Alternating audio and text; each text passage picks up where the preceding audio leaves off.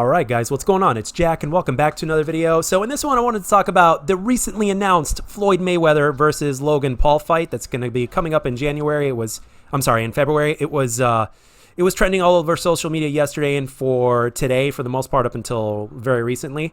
So I wanted to give my 2 cents on it. Now for those of you guys that haven't been here for, if you guys are brand new, you may or may not know, I actually used to teach martial arts for a living, and I actually have a very interesting and entertaining story and a very true story that basically relates to this subject, and I think you guys would get a hell of a kick out of it. Now, for those of you that actually think that Logan Paul has a shot at winning this fight, I'm going to tell you this story, and then after that, we'll kind of respectfully, compare both fighters and all that kind of stuff, and we'll go from there.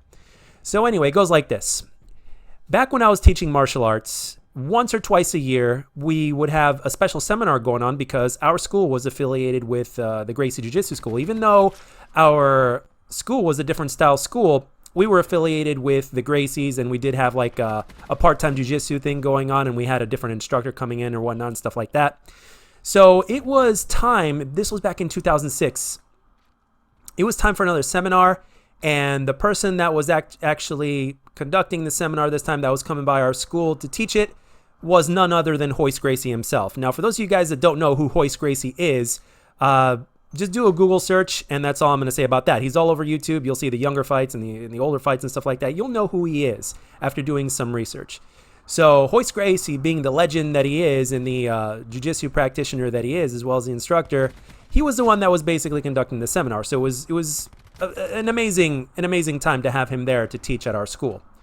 So anyway, there were about 50 or so people that were attending the seminar that basically were to be taught at that time. I was one of them, and the vast majority of students were white belts. I was a white belt with 3 or 4 stripes at the time, and the vast majority of students were the white belts. There were about anywhere from 5 to 7 blue belts, and then maybe 1 or 2 purple belts, and then the instructors were 1 brown belt and the other black belts because there were a lot of students and Hoist needed assistance in conducting the seminar. Very understandable.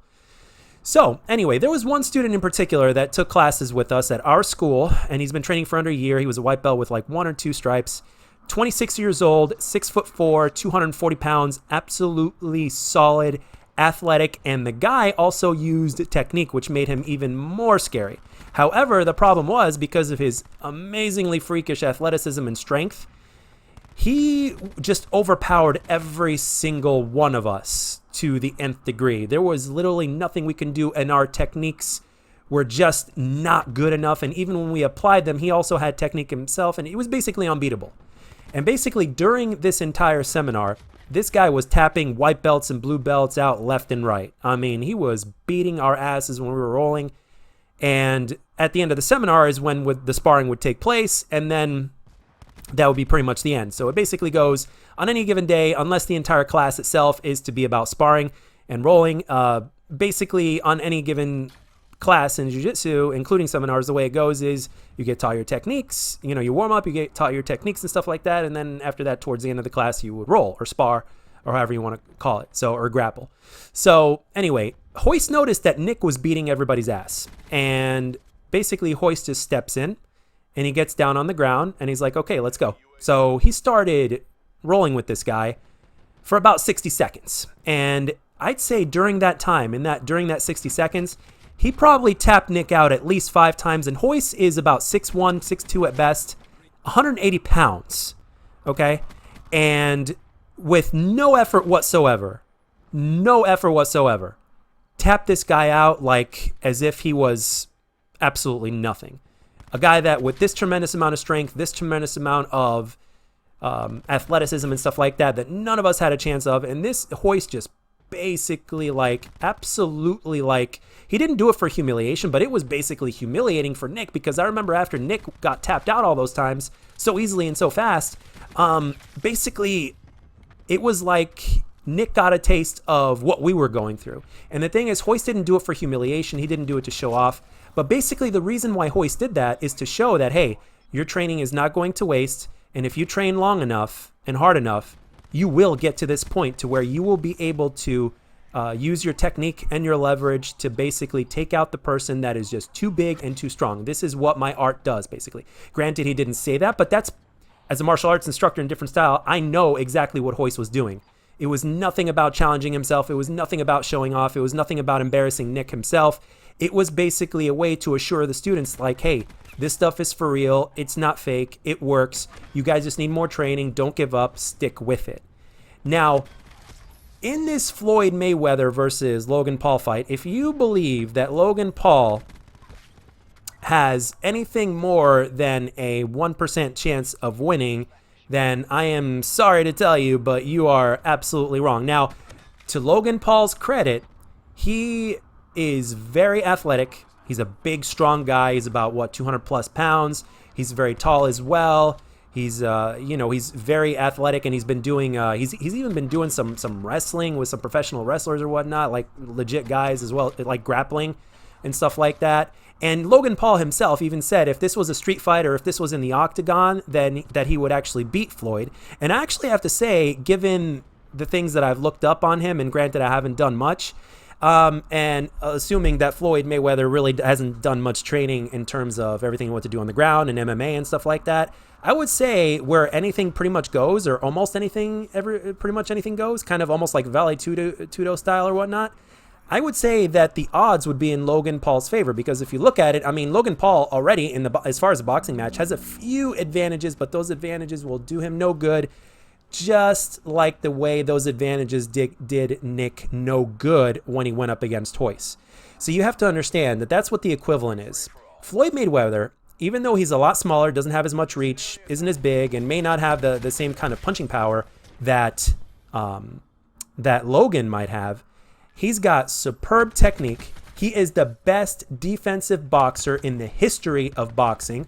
Arguably, pound for pound, the best boxer to ever do it. Now, that's arguable, obviously, because of the different weight classes and the different fighters. But when you look at it from a defensive perspective, he is, without a shadow of a doubt, by many people has been said to be the best defensive boxer ever. And based off of the fights that I've seen him fight in and everything else in between, I actually have to agree, especially since nobody's really managed to basically knock this guy out after 50 fights or whatnot. Now, one thing I also will say in terms of Logan is that he's got what we call puncher's chance. If you're healthy and if you're athletic and all that kind of stuff, good, like Rocky said in Rocky 5, if you got two good fists, good heartbeat, you do have a chance. You've got something called puncher's chance. There is a 1% chance that Logan Paul could somehow, in some way, shape, or form, surprise or catch Floyd Mayweather. But again, that's just me giving him puncher's chance. Other than that, when it's all about technique, experience, the things that you learn from that kind of experience alone, which unfortunately Logan Paul does not have, and he's far from obtaining, there's just literally nothing you can do to counter something like that. There are other boxers out there, including Manny Pacquiao, including like so many others, that have tried and that were very experienced since a very young age at boxing and did not succeed in getting the best of Floyd Mayweather. I mean, some of them gotten a piece of him here and there. Hell, even Conor McGregor himself, got a punch in here or there, or maybe even two.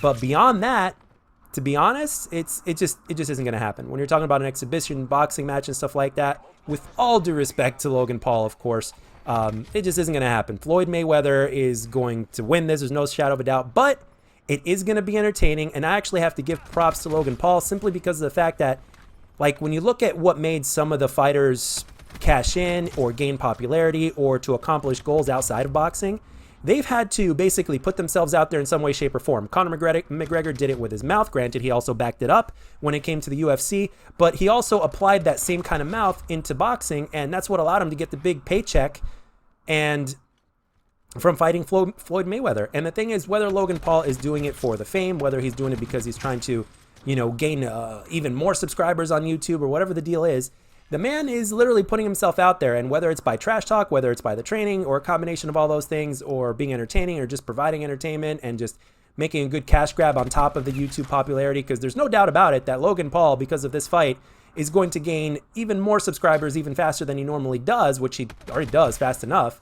But to him, like 10,000 subscribers or thousands of subscribers in a day is the equivalent of like maybe 1 or 2 subscribers in a week from me or something like that. So if this is his way to grow, he's definitely doing it, and he's definitely going to challenge himself in the ways of boxing.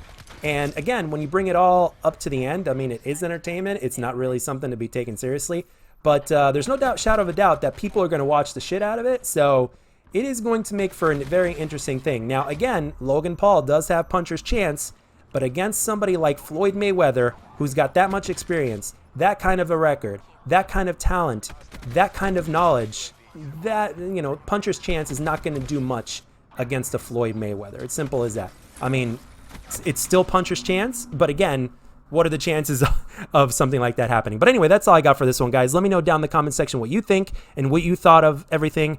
I hope you enjoyed the video, and I'll catch you guys on the next one. This is Jack, signing off.